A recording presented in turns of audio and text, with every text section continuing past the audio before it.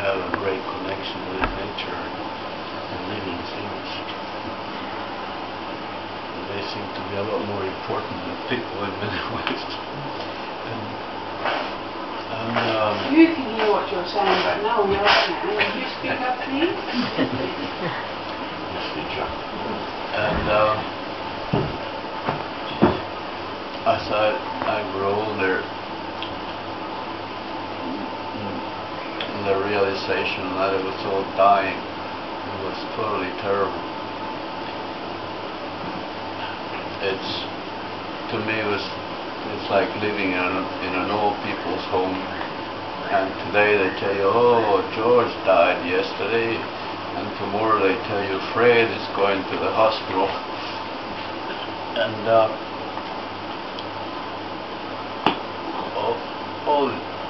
and at the same time, us humans denial that we're all the cause of it all. And it's because of us that it's all dying.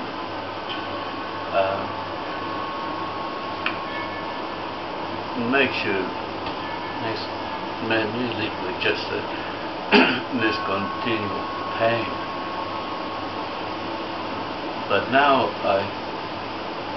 I can see it more like it's all a dance or a play. And I can watch it, but from another point of view, like from this internal place that's always the same and unchangeable.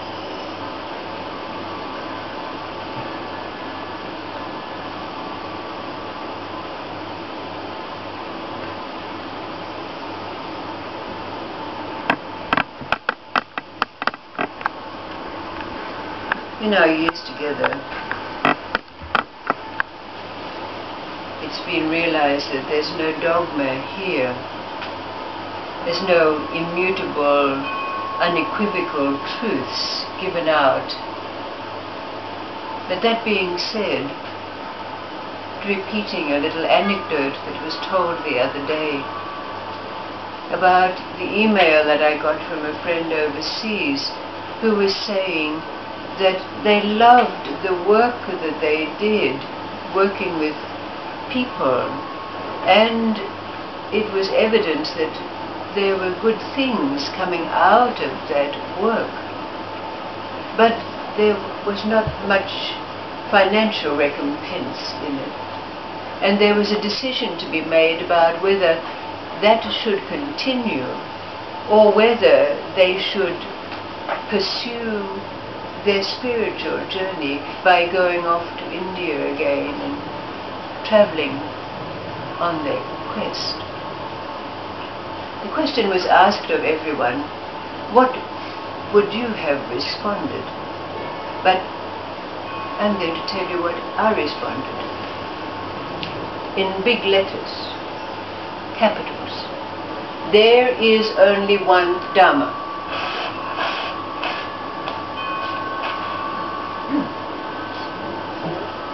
Or there is not a personal Dharma and a universal Dharma, and a personal Tao and a universal Tao, and a personal will of God and a universal will of God, or a personal purpose and a universal purpose. Now that's not unequivocal. You have to answer that for yourself.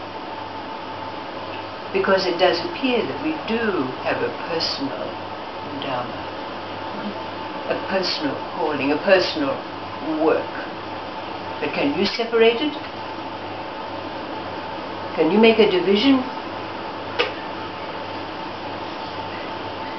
So the questions still remain unanswered.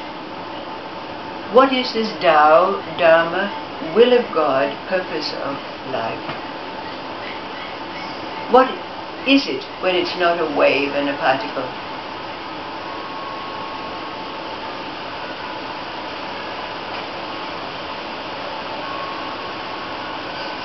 And what is the relationship between our physical, energetic emanation and that state of perpetual presence, that place that Iñaki speaks of, that is there with us endlessly.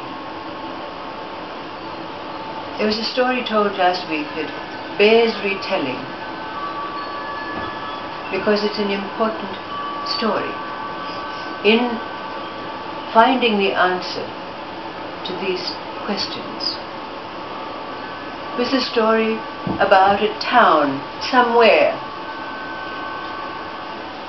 a town that was inhabited by sad, miserable, burdened people.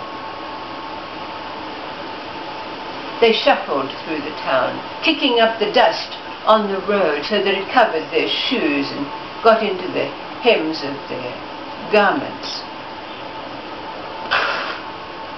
And the weight of their cares rose like a cloud above their heads, and as is the nature of clouds,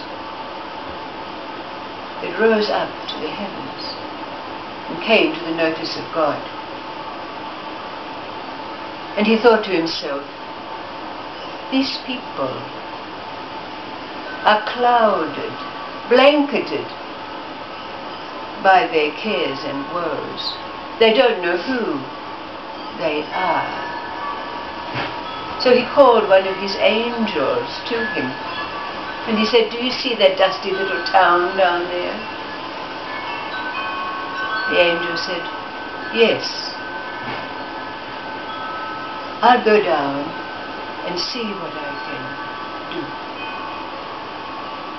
So that day, in this particular town, it was very, very hot, and everyone was suffering. When they met in the street, the men of the town not only commiserated with one another about how business was bad and nobody ever came to buy anything, and this was a day like any other, but they also had the weather to complain about it. It was so hot and sticky and uncomfortable. And then the women by the well, not only complaining, cook, cook, cook, so, so, so, clean, clean, clean, day after day, they also had the weather to complain about. But as the dusk came down, it was the habit of the people to gather under a huge tree that was centered in the town square. So they were all sitting around sweating, wiping their brows and commiserating with one another about how bad a day it had been. When all of a sudden, a stranger appeared from an alleyway, and they all looked up to see this unusual creature. They'd never seen anything like him before. He had on scarlet pants with suns and moons all over them, purple shoes that curled up at the toes, and a bright orange tunic. At first, because of his quiet manner, they were a little bit awed, but then it all turned to doubt and fear. And the mayor of the town stood up and said, "Who are you?" And the stranger just answered in a gentle tone, "Oh, I'm just a traveler. I like to go from town to town and meet people." Someone in the crowd said, "What do you want to come here for? This is only a one-bit town." And the stranger said, "But look, you have so much beauty here. Look at this wonderful tree. Here, listen to the birds that are now coming to sing as the sun sets." Someone said, "Oh, squawking, chirping, you can't even hear yourself think." But the stranger, rather benignly, observed the crowd. But after a while, as the sun set, it was time for people to disperse, and they ambled off to their homes, finally leaving the stranger alone under the tree in the middle of town. After everyone had gone, the stranger began to wander down the streets, and because it was such a hot day, all the doors and windows were open, so he was able to hear all the conversations that took place. He listened very carefully, noting that which was deep beneath all of the complaints that came out over the dinner table. Oh, I only sold 3 pairs of shoes today. Oh, I only had 1 person come into my shop. And so forth.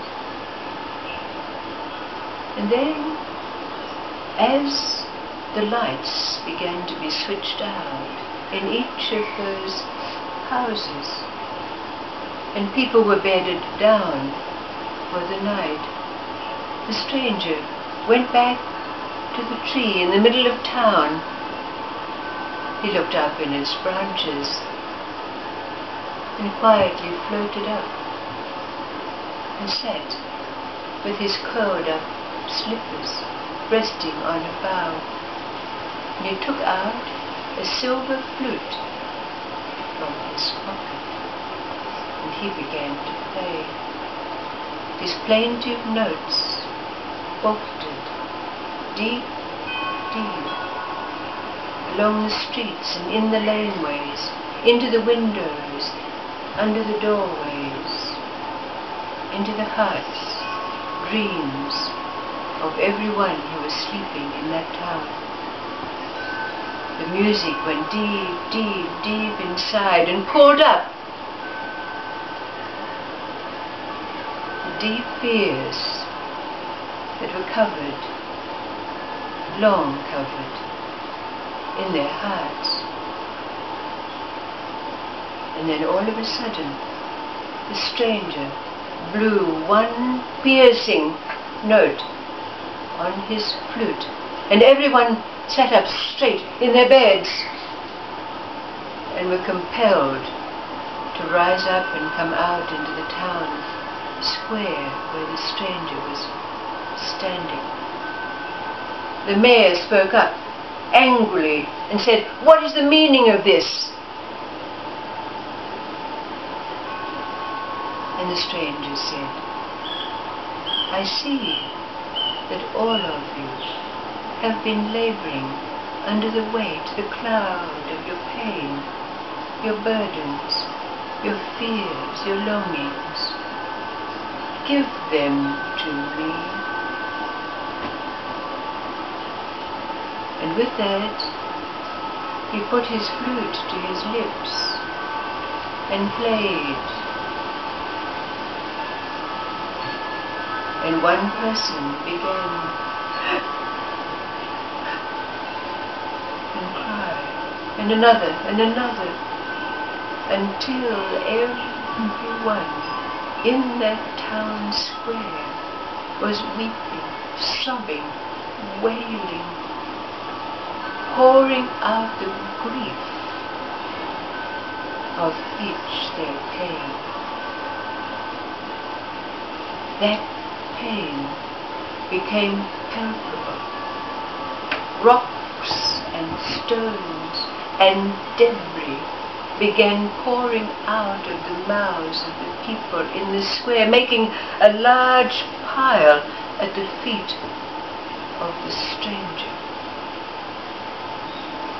Slowly, the outpouring came to an end. The sobbing, the weeping ceased. And there, in front of the stranger, was a huge pile of debris. He looked at that debris and he said, "This these are your burdens. But let me show you what they really are. And he picked up a piece of carbon. He looked at the mayor of the town. He said, "This is your inability to make things better for your people. This is your sadness at not being able to make this town prosperous and well as you would wish." And then he squeezed the carbon in his hand.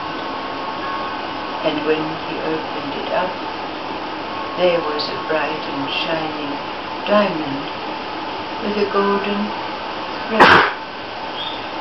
He said, "This is your sense of responsibility. This is your deep, deep longing for what it was that you want your people to have and to be." And he hung it on the tree. And one by one, he took the pieces of rubbish and showed each one, each person, what was the essence, what was within the cloud, the covering, the pain of their longing, their aspirations, their fears. When it was finished, the tree was bedecked with jewels, all hanging on their golden threads. And as the people looked up at the jewels hanging on the tree, each one recognized the beauty of the other. A wife whose husband had never thanked her or acknowledged her, seeming even to neglect his children, hung as a beautiful amethyst of longing for his family's well-being. And the wife gently took his hand and squeezed it. A student whose old teacher was shining there as a beautiful piece of turquoise, went over and thanked her for her patience in her teachings. The stranger looked at the people and said, "It's been a long night. It's now time for you to rest and sleep." And he blew a few plaintive notes on his flute, and everyone dispersed and went back to their beds. The next morning, the mayor of the town awoke. He looked up with joy at the day, anticipation. But as he was putting on his shoes, he found that he couldn't get his toes into one of his slippers. And when he felt inside, he drew out the diamond. He looked it up at the window, at its facets and shine. And every person in that town had the same experience. Each one, placing their foot in their shoe, found the jewel that had been shown to them, the essence of their true being.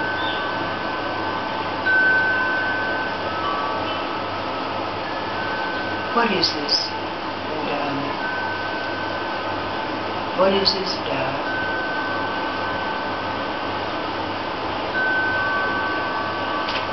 What is it that we do? What is that interaction between that which interacts with all of life, that field of energy constantly changing, and this place where we stand still, present.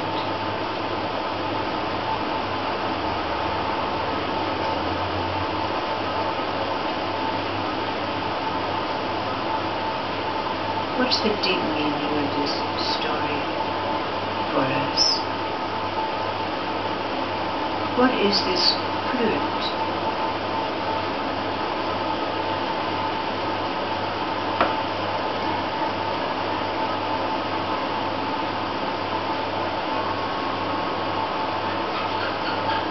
We must find answers to these questions to enable us to do what it is that there's there for us to do. But there's no question. We have to acknowledge and accept ourselves as that angel.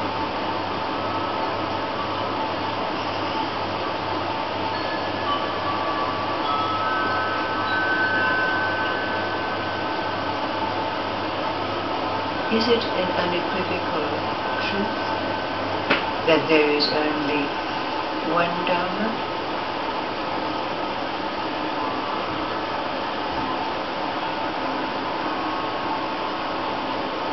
Answer the question as to how this auric field of ours relates to this place, and we find the answer and the truth for us.